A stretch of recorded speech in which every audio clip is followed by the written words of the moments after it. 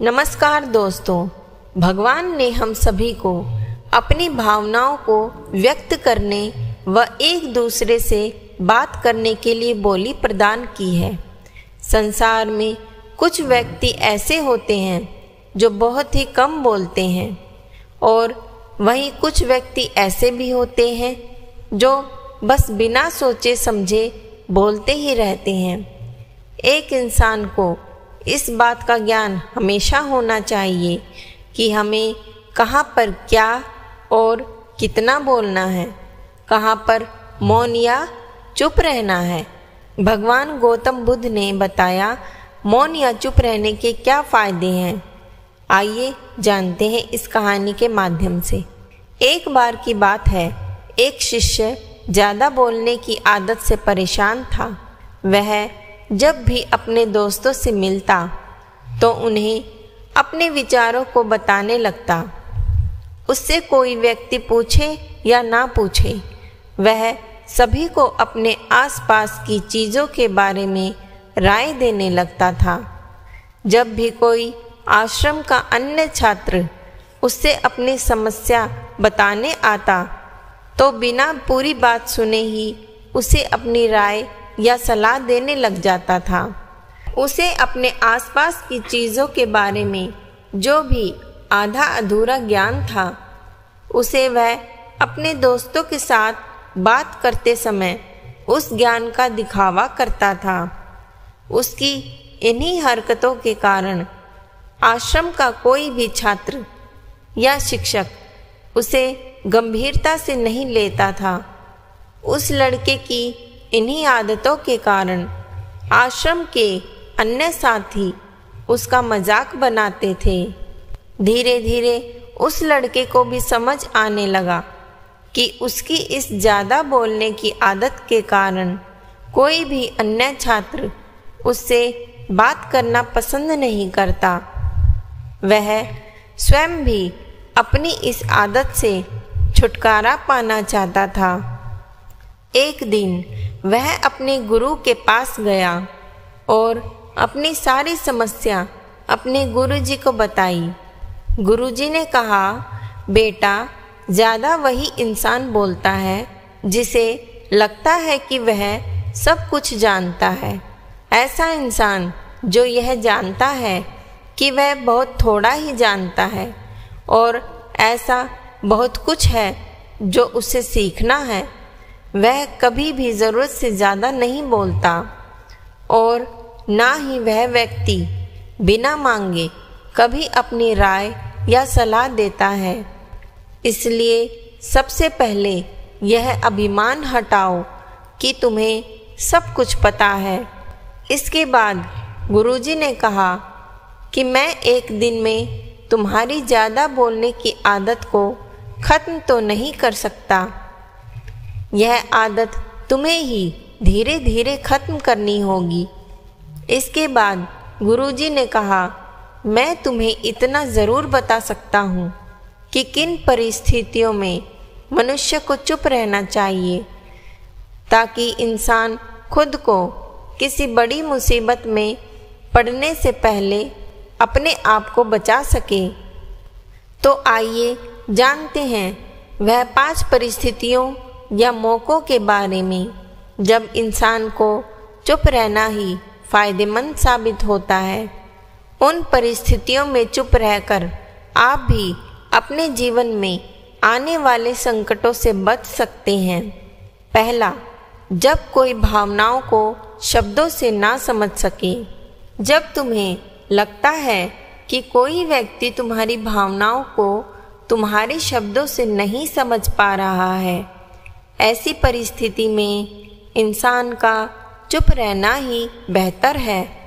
अक्सर हम लोगों को अपने दुख, अपनी परेशानियां बताना शुरू कर देते हैं, जबकि हमारे आसपास रहने वाले लोग ज़्यादातर इससे कोई मतलब नहीं रखते। हर इंसान को केवल खुद से ही मतलब होता है।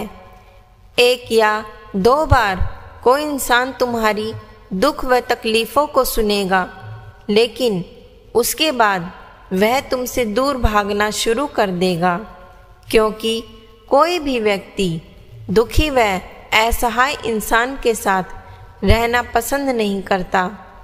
इसलिए अपने कुछ करीबी खास मित्र व परिवार के सदस्यों को छोड़कर किसी ऐसे इंसान को अपनी परेशानियां ना बताएं जो तुम्हारी बातों को समझने की बजाय उसका मजाक बनाए।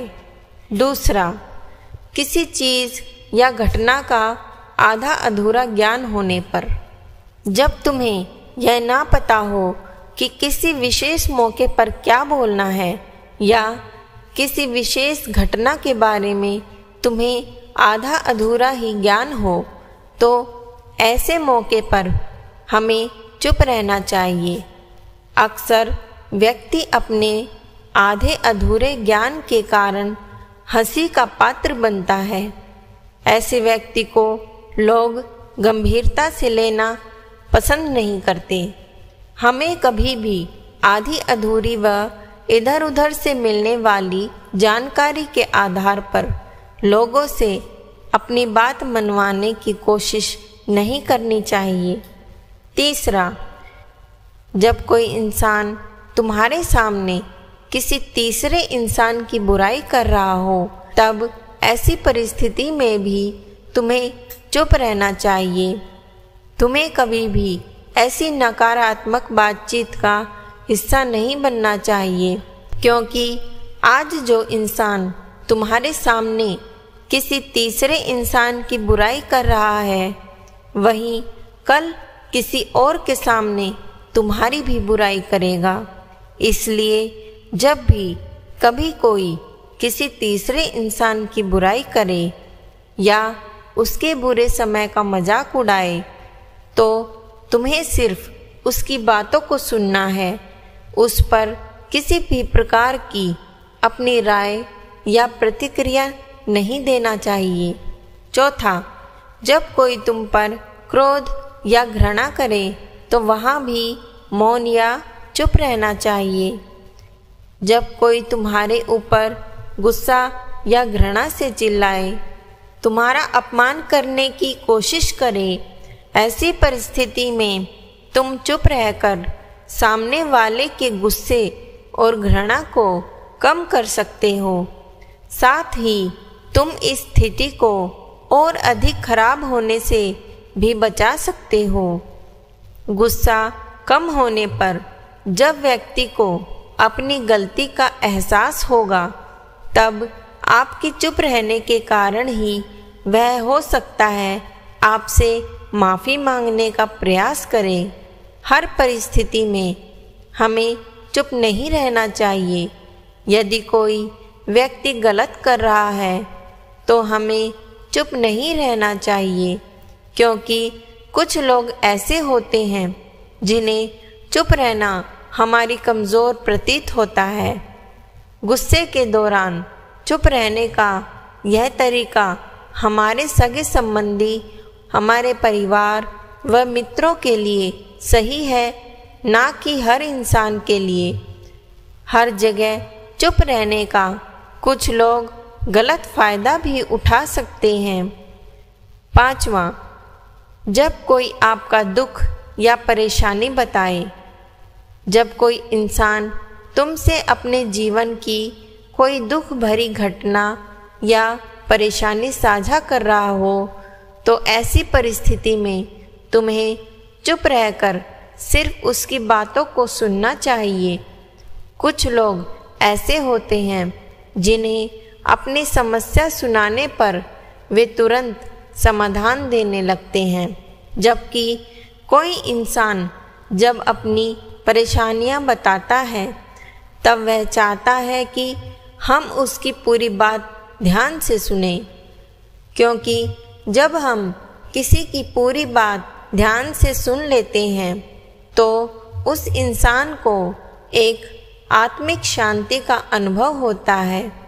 उसे लगता है कि कोई तो है जो मेरी बातों को ध्यान से सुनना पसंद करता है। चुप या मौन रहने से इंसान का व्यक्तित्व गंभीर व समझदार प्रतीत होता है।